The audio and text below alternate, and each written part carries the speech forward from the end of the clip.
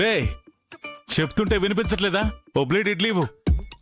అమ్మా ముష్టి నాయలా అడుక్కోవడానికి వచ్చి దబాయిస్తావా? ముష్టి నాయాలనా? అడుక్కోవడానికి వచ్చానా? రే నేనెవరో తెలుసా నీకు? మీనాన్. మీనన్ తలుచుకుంటే ప్రాణాలు కూడా తీసేస్తాడు. అలాంటి మీనన్ని అడుక్కునేవాడంటావురా? మీనన్ తలుచుకుంటే ఏమవుతుందో తెలుసా? చేతిలో వేడిగా ఉన్న అట్ల కాడున్నోడి కాలర్ పట్టుకుంటే ఏమవుతుందో తెలుసా నీకు?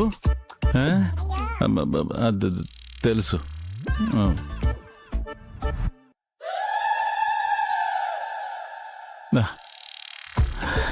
ఆకలిగా ఉందన్నా. తిని 3 రోజులైంది. ఒక ప్లేట్ ఇడ్లీ ఇవ్వా? ప్లేట్కి ₹1,00,000 ఇస్తా. లక్షిస్తావా? ముందు 10 ఇవ్వు. 1,00,000 తిన్నాకిద్దు గాని.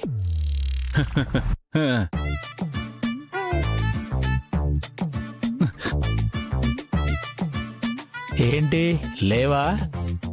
ఇడ్లీ ప్లేట్కి 1,00,000 ఇచ్చే మొహమేనా రానిది? ఇవ్వగలను రా, నేను మీనన్ని. నాకు కోట్లాస్తుంది తెలుసా? నా దగ్గర కూడా 1,00,000ఉన్నాయిరా. నేను టైం పాస్ కి ఇడ్లీలు అమ్ముకుంటున్నా. నీ అవ్వ, నేనంటే సిటీ మొత్తం వణుకుతాననుకున్నా, కానీ నేనెవరూ కూడా తెలియదన్నమాట. అమ్మా పోనీ ఒక ఫోన్ చేసుకుని ₹1,00,000 ఇస్తాను నీకు. మామూలుగా అయితే ఇలా నా టైం వేస్ట్ చేసిన వాడిని కొట్టి తరిమేసేవాడిని. కానీ ఇవాళ నీ టైం చాలా బాగుందిరా.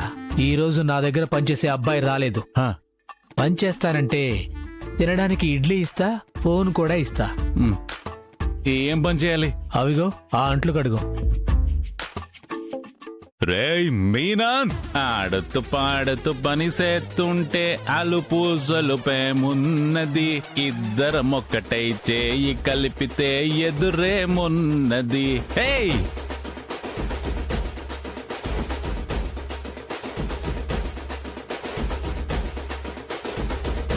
బానే గడుగుతున్నాడే.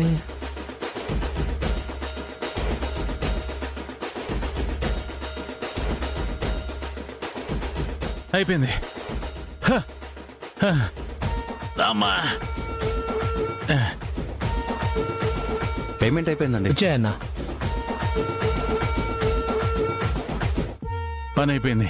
నీ వాలకం చూసి చేయలేక వెళ్ళిపోతావు అనుకున్నా. పర్వాలేదురా, మంచి పనోడివే. పని చేస్తానంటే చెప్పు, బయట ఇచ్చేదానికన్నా 200 ఎక్కువగా ఇస్తా. రేయ్ వద్దులే. ప్లేట్ ఇడ్లీ, ఫోన్ ఇవ్వు చాలు. త్వరగా.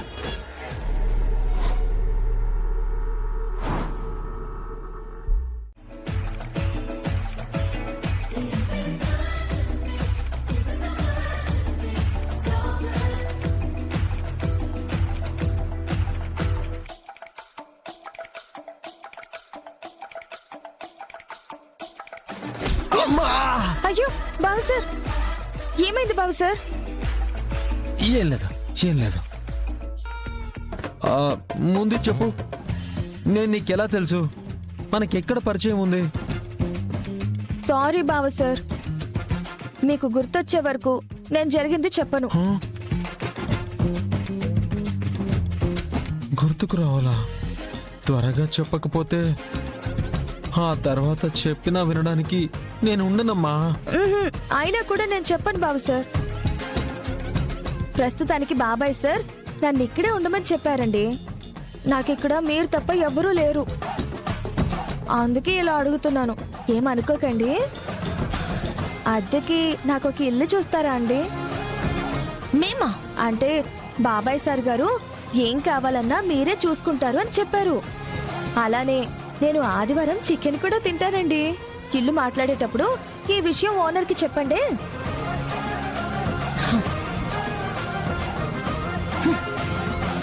పాపం దాత్రి, అమాయకురాలు, ఏదో తెలియకుండా మాట్లాడుతుంది.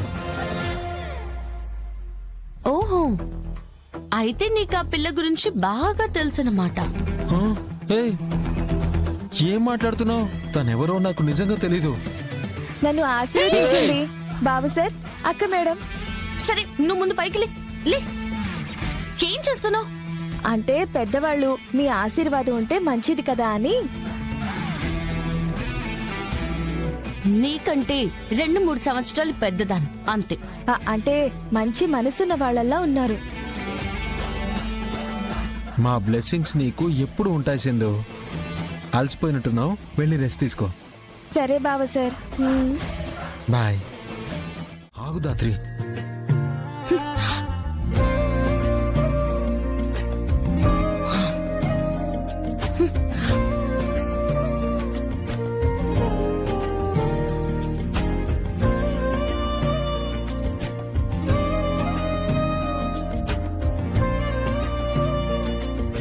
హలో మేడం, నువ్వు ట్రైనింగ్ తీసుకున్న క్యాంపులోనే నేను ట్రైనింగ్ తీసుకున్నా కాబట్టి నువ్వు నాతో మాట్లాడడం తప్ప ఇంకో ఆప్షనే లేదు.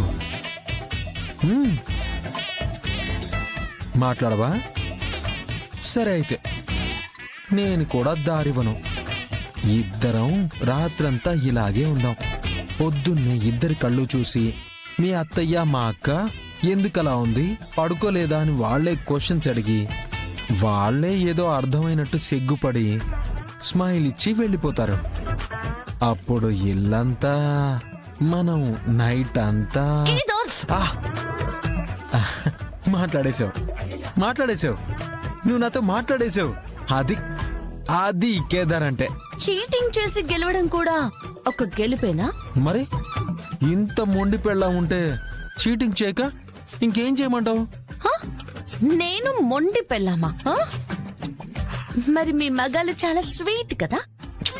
అంటే స్వీట్ అంటే స్వీటేలే.